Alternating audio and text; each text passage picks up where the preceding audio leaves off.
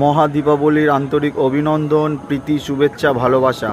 দেখো সকলে আমাদের পুরো পাড়াটা সেজে উঠেছে বিভিন্ন আলোয় আলোকিত, পুরো আলো সাজে সেজে উঠেছে। এইখান থেকে সব দেখা যাবে। এইখানটা হয় আমাদের ফ্ল্যাটের সামনে একটা বিশাল একটা কালী পুজো। এই যে এইখানে লাইট দিয়ে পুরো সাজানো, দেখো আমাদের ফ্ল্যাটটাও সেজে উঠেছে আলোয় চারিদিকে। আর সবার কীরকম কাটছে দীপাবলি জানাবে। ওইদিকে তো বলার মতন নয়, চারিদিকে পুরো আলোয় আলোকিত, একদম দুর্দান্ত। এখানে আলোটা এমনভাবে দিয়েছে মানে বোঝা যাচ্ছে না। যদি এটা অন্য কোনো ফোন হতো তাহলে হয়তো, আইফোন হলে হয়তো খুব ভালোভাবে বোঝা যেত।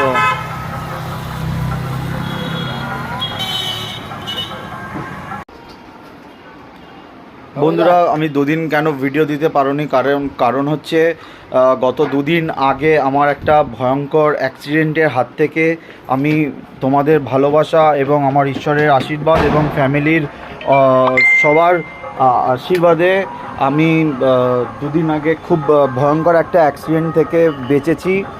তো সেই কারণে আমি কোনো রকমভাবে ভিডিও দিতে পারিনি। তো সকলের কাছে একটাই অনুরোধ, আপনারা সকলে আমাকে খুব ভালোবাসবেন, পাশে থাকবেন সমস্ত সময় সমস্ত কালে। আর সকলকে মহা দীপাবলির আন্তরিক অভিনন্দন, প্রীতি, শুভেচ্ছা, ভালোবাসা।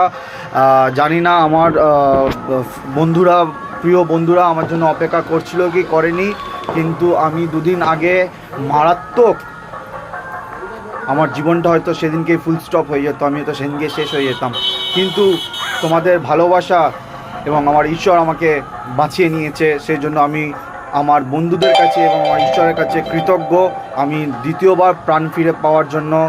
তো ভয়ঙ্কর দুর্ঘটনার হাত থেকে আমি বেঁচেছি।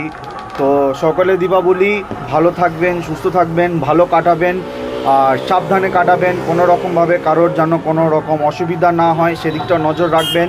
বাচ্চাদেরকে সাবধানে রাখবেন। বড়দের প্রণাম, ছোটদের ভালোবাসা। শুভ দীপাবলি, সবাই ভালো থাকবেন।